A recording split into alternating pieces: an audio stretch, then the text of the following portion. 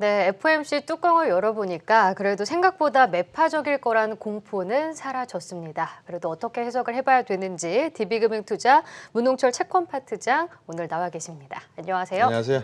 네. 먼저 우리 시간으로 오늘 새벽에 있었던 FOMC 기자회견 영상부터 살펴보고 오겠습니다. Today, in support of these goals, the Federal Open Market Committee kept interest rates near zero and updated its assessment of the progress that the economy has made toward the criteria specified in the committee's forward guidance for interest rates. In addition, in light of the strengthening labor market and elevated inflation pressures, we decided to speed up the reductions in our asset purchases. Beginning in mid-January, we will reduce the monthly pace of our net asset purchases by $20 billion for Treasury securities and $10 billion for agency mortgage-backed securities.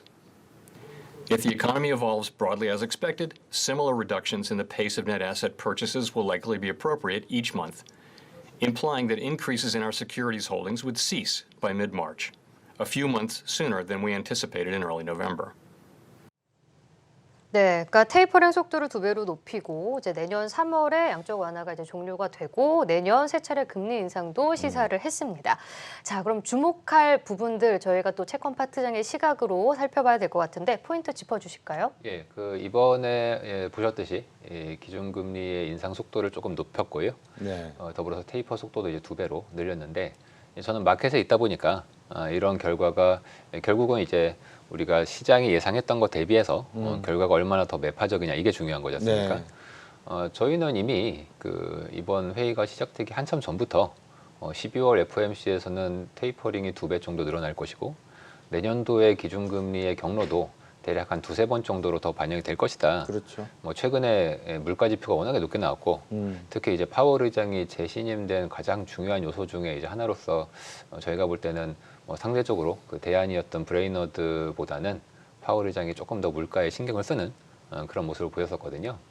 이제 그런 면에서 아마 조금 매파적으로 계속 옮겨가겠거니라고 생각을 이미 했었고 시장 금리도 그걸 따라서 이제 많이 올라왔었고요. 네. 특히 이제 달러도 그걸 반영해서 이제 강해졌던 이제 흐름이었습니다.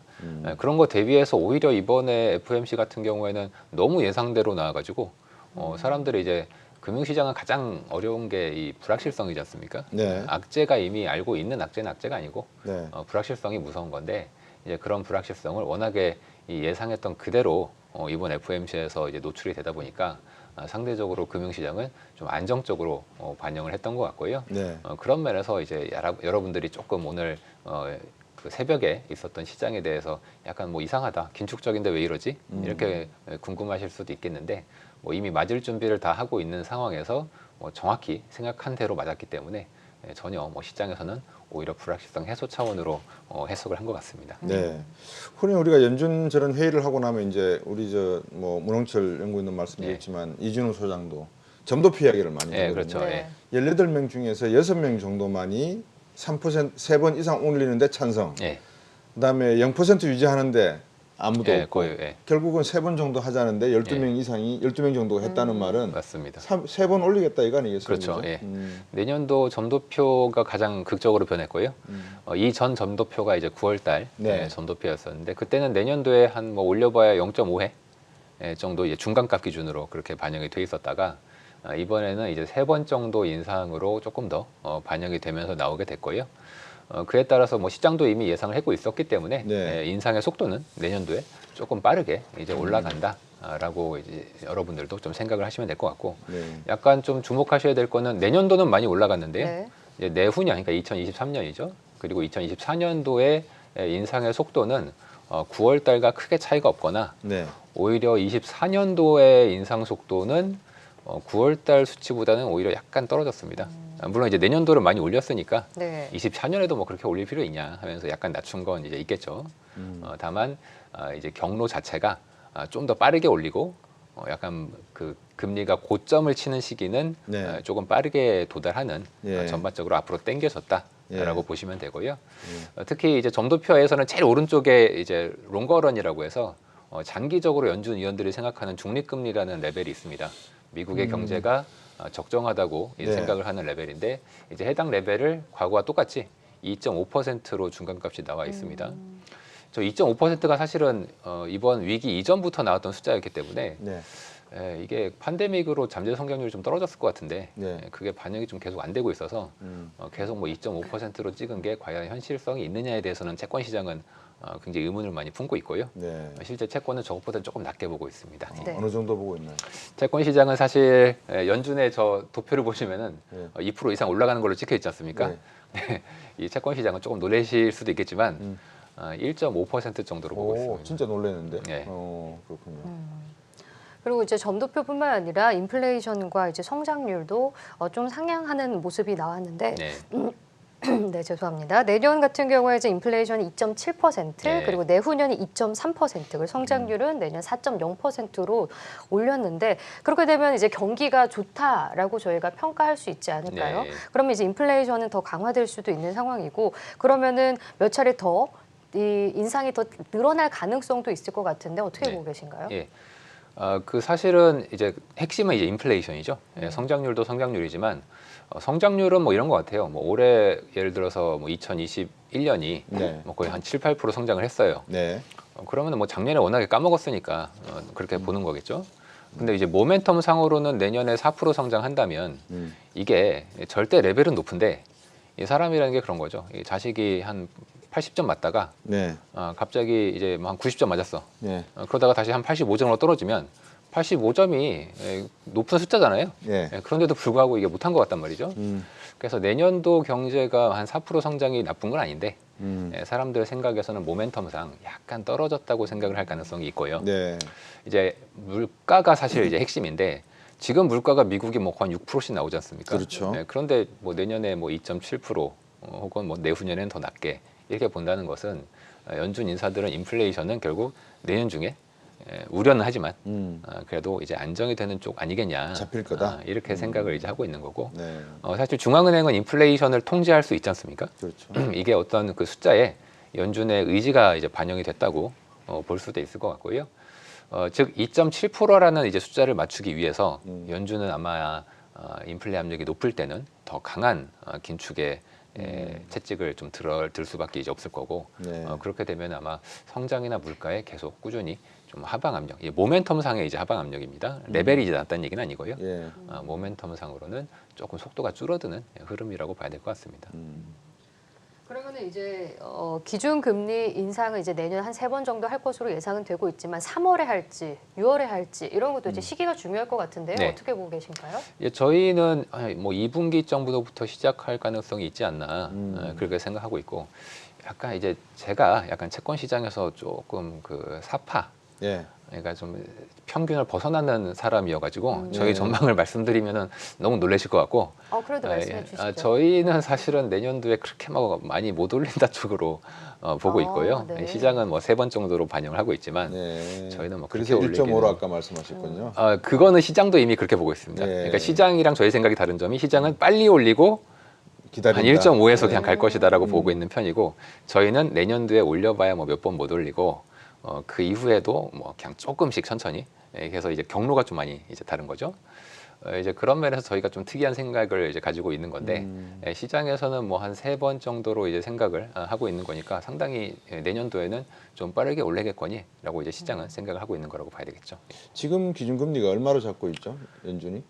연준이 잡고 있다고 하시면 지금 현재 기준금리가 현재는 상단이 이제 0.25로 돼 0.25죠. 있죠. 예. 그러면 1.5라고 보시는 거는 앞으로 1.25포인트를 더 올린다는 말씀인데 그렇죠. 예. 그러니까 처음에 한번 내년도 3월 지나서 올릴 때 한 0.5%팍 올렸다가 예. 그다음에 0.25, 0.25 뭐 이렇게 예. 갈 수도 있고 맞습니다. 예. 이런 추세를 말씀하시는 거잖아요. 예, 저는 조금 빨리 올렸다가 예. 이제 올렸을 때 사람들이 깜짝 놀랄 것 같아요. 예. 왜냐하면은 저희는 내년 초에 물가나 성장에 대한 모멘텀이 많이 약해질 걸로 보고 있는데 그렇게 된다면은 과거에 한번 되돌아보시면 2015년이 이제 그랬었거든요. 네. 2015년에 연준이 12월 달에 올렸죠. 굉장히 부득불 올렸습니다. 12월 달에. 12월 달에. 예. 그러다가 이제 그때 난리가 났었죠. 그리고 그 다음 인상이 거의 1년 이상 걸렸거든요. 네. 그러다 보니까 굉장히 오랫동안 쉬었던 거잖아요. 네. 저는 이번에도 상당히 비슷한 그림이 진행되지 않겠나 보고 있고 이번 팬데믹 사태 이후에 네. 굉장히 우리가 그 교통사고를 크게 당하면 한참 누워 있다가 이제 다시 침대에서 일어나도 사고 당하기 전에 체력보다는 많이 이제 떨어져 있지 않습니까? 비슷하게 경제도 위기를 한번 겪고 나면은 네. 위기 전보다는 체력이 이제 많이 떨어지는 경향이 있거든요. 네. 그런 면에서 금리 인상의 어떤 상황이 인플레이션이 아주 높지 않다면 네. 굉장히 힘든 상황을 가져올 가능성이 있고 네. 저희들이 이제 그런 전망 하에서는 내년도에 많이 못 올린다 쪽으로 저희는 보고 있습니다. 근데 내년도에 3번을 올리더라도 1.5라면 네, 여전히 저금리인 건 맞는 거잖아요. 그렇죠. 예. 그래서 지금 10년물 국채금리 흐름을 보더라도 어제 이제 금리 인상을 시사를 했음에도 불구하고 보합으로 끝났고 네. 그리고 이제 단기금리 같은 경우에 오히려 떨어졌더라고요. 네. 3년물 같은 네, 경우에. 네. 그렇게 되면 저희가 이제 경기가 그럼 좋지 않은 건가 이런 걱정도 하게 되거든요. 네. 어떻게 전망을 해야 되는 건지 좀 헷갈리거든요. 예, 이거에 대해서는 사실 그 채권 시장 사람들이 그 일반적으로 저처럼 이렇게 TV에 나서 잘 얘기를 안 합니다. 특히 장기물을 거래하시는 분들은 네. 주로 보험사나 이 연기금 매니저들인데 네.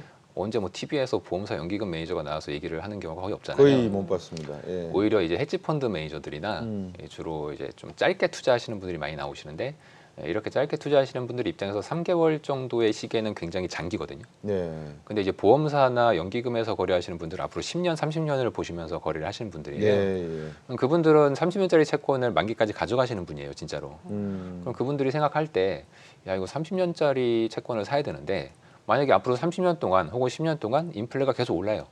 정말. 네. 그럼 그 사람들도 안 삽니다. 근데 지금 그 사람들이 계속 사니까 채권 금리가 계속 밑으로 떨어지고 있는 거거든요. 특히 장기물 금리가. 그 얘기는 이분들이 이제 곰곰이 골방에 앉아서 생각을 깊이 해보니까 네. 저도 그렇게 생각하는데 예. 과연 현재 인플레라는 게 앞으로 뭐 3개월은 뭐 오를 것 같아요. 근데 뭐 1년, 2년, 3년, 뭐 5년, 10년 갈 거냐? 될까? 그거에 대해서는 굉장히 회의적이신 것 같고 네. 그렇다면 지금 당장 금리를 빨리 잡아놔야 네. 특히 10년물, 뭐 30년물 금리는 지금 잡아놔야 높은 금리를 계속 앞으로 먹을 수 있는 거지 않습니까? 그렇죠. 10년, 30년. 어쩌면 나중에는 이 금리를 다시 못 볼 수도 있어요. 아. 그러다 보니까 계속 장기물을 이 사람들이 사게 되는 거고 그러다 보니까 단기물들은 연준이 금리를 올리겠다고 하면 계속 올라가는데 네. 장기물은 이게 안 올라가고 계속 버티면 예. 우리가 굉장히 중요시 여기는 이 장단기 금리 차가 계속 쪼그라들지 않습니까? 그렇죠. 그러면 이제 주식하시는 분들은 아니 이게 쪼그라들면 경제가 안 좋다는 얘기라고 하던데 왜 이렇게 이게 계속 쪼그라드냐? 지금 경제가 내년에도 뭐 좋다 그러고 그렇죠. 뭐 인플레 우려도 있다고 하는데 네. 왜 수익률 곡선은 계속 쪼그라드냐? 우리가 맨날 뉴스에서 봤던 거랑은 전혀 이 채권 세상 사람들은 약간 별 세계에 살고 있나? 이런 생각들을 이제 많이 하시는데 예, 안타깝게도 이 채권 시장 사람들이 이 신문에 잘 안 나오다 보니까 이제 그런 거고요. 요 연기금 투자자들이나 이 보험사 투자자분들은 상당히 보수적으로 네. 경기와 물가를 보고 계십니다. 방금 그 보수적으로 보신다고 했는데 보험사라든지 그 은행 투자은행 미국에서 말하는 네. 뭐 골드만삭스나 이런 회사들을 제외하고 보험이나 이런 쪽에 이금융권에 계시는 분들은 사실 수익이 대부분 장기 투자를 네. 통해서 채권 매입을 통해서 이루어지거든요. 네. 그래서 에리언이라고 하는 유명한 채권 투자가도 요즘 막 그 열을 받으셨는지 막 큰 소리를 내시던데 네. 방금 말씀하신 대로 금리 인상이 가파르게 이루어질 가능성이 소문은 무성한데 실제로 그렇게 이루어지지는 않을 듯하다라고 하는 내용들이 채권하시는 분들 사이에서는 있다. 요것만 한번 유의하시면 될 것 같습니다. 네. 그럼 이제 그다음 질문은 네. 방금 뭐 어느 정도 힌트를 주셨습니다만은 주식시장 네. 경기가 내년도에 네. 막 좋다. 네. 상저하고로 제가 늘 말씀을 드리는데 그렇죠. 초반기에는 좀 어렵지만 그래도 M&A가 일어날 거고 네. 투자가 계속 일어날 거고 네. 금리가 이렇게 낮다면 네. 그럼 좋을 거 아니겠습니까? 그렇죠. 이제 이런 것 같습니다. 그러니까 짧은 시계와 긴 시계로 봐야 될 것 같은데 이제 저희는 증권사다 보니까 주식 전망을 이제 짧은 시계로 하게 돼 있죠. 저는 뭐 길게 보면은 주식이라는 게 좋다고 계속 보고 있습니다. 저금리가 꾸준히 유지될 거고 저 같은 경우 특히 장기물 금리가 계속 눌릴 거라고 보기 때문에 특히 이제 밸류에이션 상이 금리가 되게 중요하지 않습니까? 이제 긴 흐름에선 그런데 다만 지금 당장은 연준이 금리를 좀 빨리 올리려고 하는 그동안 돈을 많이 풀었던 상황에서 돈을 좀 이제 줄여서 회수하는 이제 그런 상황으로 들어가고 있잖아요. 네, 그러다 보니까 결국 돈의 힘이 중요한데 그렇죠. 돈의 힘 자체는 지금 모멘텀상 굉장히 줄어들고 있는 흐름이다. 이 점을 좀 보셔야 될 것 같고 또 하나는 이제 아마 여러분들이 거의 모르시는 뉴스가 이제 하나가 있는데 이번에 부채 한도가 늘어났지 않습니까? 네. 그러면은 미국의 재무부가 대규모의 채권을 발행을 해서 시중 자금을 빨아가게 돼 있습니다. 그렇죠. 근데 이 빨아가는 속도가 현재 테이퍼보다 훨씬 빨라요. 음, 왜냐면 지금 한도가 2.5조 달러가 늘어났는데 그죠. 이게 연준의 대차대조표가 뭐 기껏해야 8, 9조 달러인데 예. 이런 그렇죠, 상황에서 7천억. 예. 갑자기 2조 달러로 훅 빨아가 버리면 예. 아마 엄청난 시중 자금이 단기적으로 흡수되는 흡수가 되게 될 건데 예. 테이퍼도 한다고 하고 금리 예. 인상도 한다고 하고 그렇죠. 미국의 재무부에서는 또 자금을 빨아가게 돼 있고 이렇게 된다면 아마 유동성 입장에서는 그렇게 뭐 나쁜 그림이라고 하면 그렇지만 별로 저는 느낌이 좀 안 좋습니다. 네. 그래서 저희가 뭐 길게 보면은 결국은 뭐 좋게 보지만 단기적으로는 조금 이 유동성의 영향을 많이 받는 자산들은 약간 조심을 해야 될 것 같고 특히 이제 밸류에이션이 좀 비싼 네. 주식들이 이제 영향을 좀 받을 수가 있기 때문에 그런 점은 조금 조심을 하자가 저희의 좀 공식적인 전망입니다. 네. 자, 그러면은 원달러 환율 흐름을 한번 살펴보면은 오늘은 일단 안도하는 분위기 속에서 달러가 이제 약세로 돌아서면서 지금 원달러 환율 3원 10전 빠지고 있는 상황입니다. 하지만 뭐 계속 인플레이션 긴축 얘기가 나오기 때문에 이 강달러에 대한 이 우려감은 계속 나올 것 같은데요. 네. 이건 어떻게 해석을 해야 되죠? 사실은 오늘만 그렇지 그 동안에는 계속 이제 달러는 강해지는 네네. 이제 흐름으로 꾸준히 보여졌었거든요. 그런 흐름은 아마 저희도 이제 내년 상반기까지는 좀 이어질 걸로 보고 있습니다. 그러니까 당분간 좀 이어지는 거고 연준의 통화 정책 그 자체는 지난 10년 동안 사실 거의 교과서적으로 연준이 돈을 걷어들이면 달러가 강해지고 그러니까 환율은 이제 오르는 쪽이겠죠. 그렇죠. 반대로 연준이 돈을 좀 풀어주면은 뭐 환율 떨어지고 달러 약해지고 아주 교과서적으로 지난 10년 동안 움직였었거든요. 그러니까 이번에도 아마 좀 비슷한 패턴을 보일 것 같고요. 또 이제 수출하고도 관련성이 이제 환율이 굉장히 높습니다. 그래서 우리나라 수출이 좀 잘 돼야 이제 환율도 좀 하락하면서 원화가 강해질 텐데 지금 수출의 이제 모멘텀은 그러니까 수출의 레벨은 되게 높고 네. 계속 사상 최고치지 않습니까? 네. 다만 이제 저희들은 가격을 보다 보니까 가격은 수출의 어떤 성장세가 되게 중요한데 그 속도 자체는 약간 이제 둔화되고 있거든요. 그리고 이제 연초가 되면은 미국의 소비 시즌이 이제는 끝나고 사람들이 또 위드 코로나로 가게 되면 기존에는 이제 뭐 상품, 컴퓨터, 뭐 게임기 이런 거 많이 샀지만 네. 앞으로는 그래도 좀 여행도 가고 좀 더 이제 소비에서 상품보다는 서비스를 좀 더 늘리는 쪽으로 이제 가게 될 텐데 그렇게 되면 좀 상품을 만들던 나라들은 상대적으로 이 수출의 성장세가 약간 둔화될 수가 있거든요. 네. 그런 면에서 이제 원달러 환율은 좀 꾸준하게 좀 상방, 그러니까 원화가 약세의 압력이 좀 적어도 내년 한 1, 2분기까지는 가지 않겠나 그렇게 저희가 좀 보고 있습니다. 이 방송 시작 전에 제가 CNBC 소식을 하나 접하니까 파우치 자문위원 소장이 예. 이 오미크론의 영향으로 인해서 2차까지 맞은 영향력이 많이 줄어든 거는 맞다. 근데 중증으로 진행되는 거는 많이 막더라. 네. 거기다가 부스터 샷을 맞으면 약 70에서 75%까지 이 면역력이 생기더라까지 확인이 됐어요. 네. 거기다가 이제 화이자에서 또 약이 나왔고. 그렇죠. 그리고 방금 말씀 주신 아주 중요한 포인트를 시청자분들께서 놓치실 것일까 봐 싶어서 부채 상환으로 약 한 2조 달러 정도를 흡수를 하게 되어 있습니다. 그러니까 유동성이 미 연준만이 채권 매입을 중단하는 게 아니라 테이퍼링을 하는 게 아니라 재무부 쪽에서 같이 들어가기 때문에 어느 정도 이제 돈이 준다. 그러면 이제 시장에서 증시 투자하는 양이 줄어드니까 결국 증권 시장이 상반기에는 그렇게 힘을 못 쓸 것 같은 느낌이 든단 말이죠. 네네. 뭐 길게 보면은 저도 뭐 좋게 보고 좋은데, 있지만, 그렇죠. 뭐 앞으로 한두 분기 정도는 이제 거기다가 달러까지 강해지고 예. 중국 기업에 대해서 블랙리스트까지 만들고 이제 이런 식의 그 모양들이 나오면 네. 내년도 증시가 1분기 동안에는 상당히 좀 변동성이 있을 것 같은 느낌이 언뜻 들어서요. 예, 그렇습니다. 예, 저도 사실은 이제 단기적으로, 그러니까 단기라는 게 앞으로 한두 분기 정도는 그렇게 생각하고요.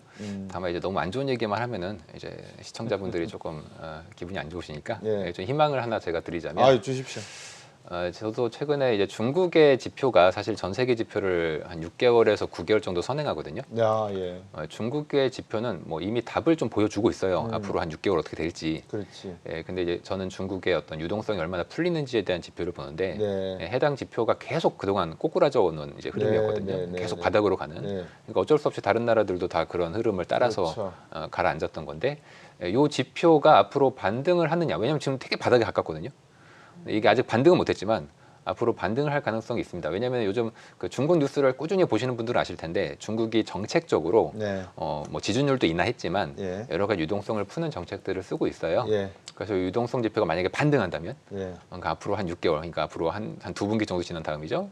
그때부터는 또 좋아질 가능성이 있기 때문에 타이밍 잡으실 때 좀 참고를 하시면 될 것 같습니다. 오늘 저 문홍철 파트장께서 중요한 이슈 두 가지를 탁 짚어주셨는데 제대로 우리 시청자분들께 짚으셨는지 모르겠습니다. 중국이 이 경기 부양 차원에서 유동성 증가를 시작을 하기 시작했거든요. 요 정책 효과가 나타나는 게 제가 방송에서도 말씀을 드렸는데 내년 한 3월까지가 본격화될 가능성이 큽니다. 그래서 내년 1분기 때까지 여러분들께 주식시장을 잘 한번 지켜보시면 미국은 줄이고 중국은 늘리고 이게 어떤 조합을 이루어낼지를 우리가 해석해낼 수 있을 것 같습니다. 오늘 말씀 잘 들었습니다. 네, 고맙습니다. 감사합니다. 예. 네.